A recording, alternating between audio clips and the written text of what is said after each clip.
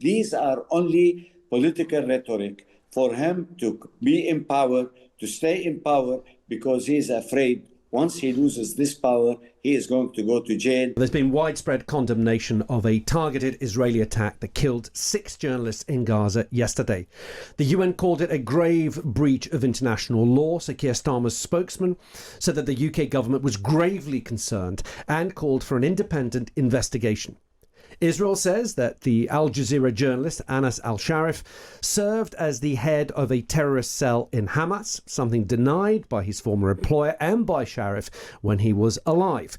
Earlier, we spoke to Yotam Confino, a journalist based in Jerusalem, who's looked into his background. On October the 7th, he wrote a post that said, Hamas are coming now, and they're going to be a big surprise, and they are killing, and they're doing the best thing they can really to destroy the enemy. It's very, very clear what it is that he's saying. And in terms of the terrorist attacks in Jerusalem and in Tel Aviv, which killed together 10 civilians, he was praising these terrorists as heroes. We can speak now to the former Palestinian ambassador to the UK and current ambassador to Denmark, Manuel Hassassian. Thank you so much for joining us. Thank you, sir. What do you make there of what you heard from Yotam Confino? He thinks that there is evidence that the Al Jazeera journalist Anas al-Sharif was deeply embedded with Hamas. Well, actually, these are allegations. The Israeli authorities have spared no one in Gaza, journalists, medical doctors, children, kids, and what have you. So we have seen, this systematic policy of extermination of the Palestinians have extended to every single part of society. And these journalists who were covering the real facts on the ground is not boding well with the perception of the Israelis that they are registering, the naked aggression against the innocent civilians in Gaza. And that's why they have been targeted. Now, Anas al-Sharif and others, have been, respected journalists that were covering basically, the daily atrocious crimes committed against the Gazan people. And that's why they wanted to eliminate them. So the only excuse is to tie them to Hamas. We can't understand, this mentality of trying, to say every single human being in Gaza is Hamas. And that's why, they're trying to justify that these are Hamas and they have to be killed. And that's why, the international community today, especially in Europe, are very upset, with what happened with the 5, innocent journalists who were, in one place, being killed and targeted, by the Israelis under the pretext that they are Hamas. And this is, a bull crap. Nobody is going to buy the rhetoric of the Israelis that these are Hamas. The intention is very clear here. The intention is to try to close Gaza from any kind of exposure to the outside world in order for them to do whatever they want in carrying their genocide against us. There are photos, though, of Anas al-Sharif with Hamas officials. Is that evidence enough, do you think, that the IDF needed? No, I think a journalist has the right to interview anybody. I mean, they are with the PLO, whether the PLO is involved or not, journalists have access to every single human being. We, the Palestinians, have the right of speech. We have the right of expressing ourselves.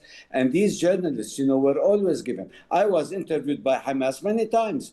I mean, this doesn't mean that I am a Hamas member. So Anas Sharif is a journalist. He has the right to interview people, and he should not be associated with them if he interviews them. So okay. This is, a mere excuse just to justify the killings, Okay. I want to move on. I want to get your thoughts on that press conference we saw from Benjamin Netanyahu this weekend. He's outlined a plan to occupy Gaza City. Do you take that claim seriously? Do you think that that occupation of Gaza City is imminent? Well, I think it is not imminent because, there has been a lot of signs from the international community, especially from Europe, to telling, Netanyahu not to do this, because this will breach all basically the agreements that have been made between Palestinians and Israelis, and that will exacerbate, the conflict even further, and it will complicate that. So there are, many European countries that are trying to put pressure on Netanyahu not to go ahead with the occupation of Gaza, because that will complicate also things geostrategically to the interests of the United States in the region.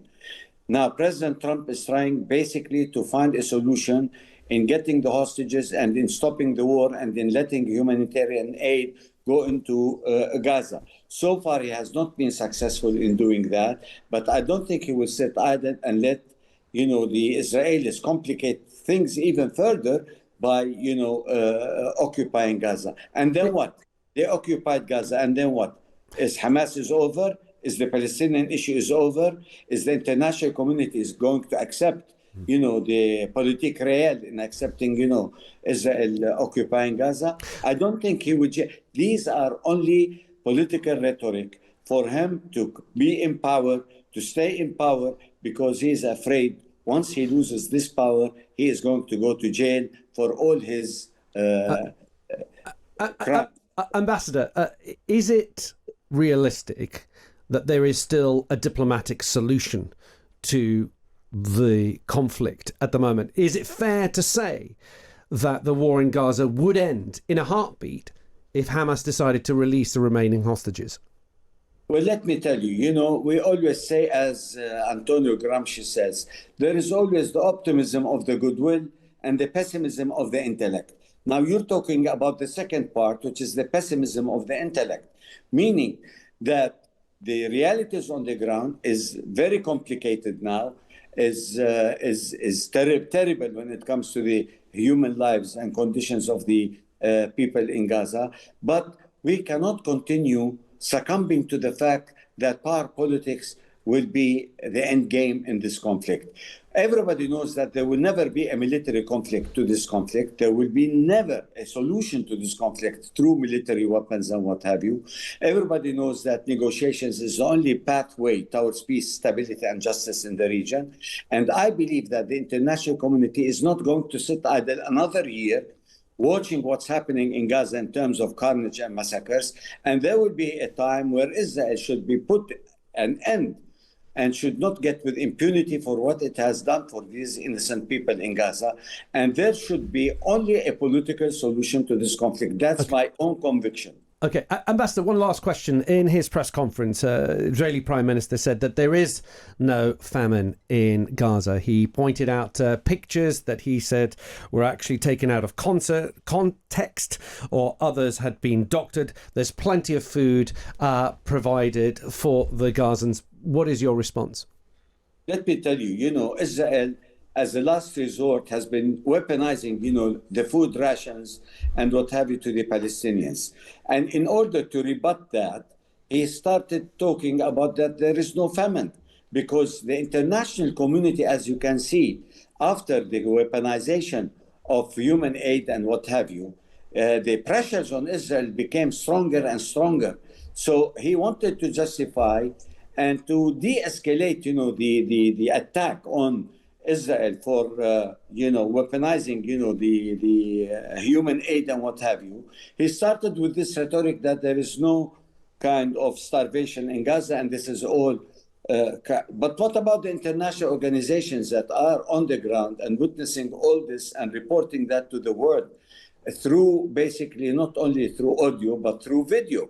And that in itself is embarrassing the Israelis, because many countries now have changed their perceptions of Israel is defending itself to something that Israel is the offensive, Israel is brutal in its naked aggression, Israel is butchering people through starvation now. Ambassador, I'm going to have to leave it there. Thank you so much for giving us your time. That's the Palestinian ambassador to Denmark, Manuel Hassassian. Many people getting in touch about that interview. We spoke to Yotam Confino earlier about some of the evidence that surrounds this story about Anas al-Sharif and what the IDF say is evidence that he was a member of Hamas.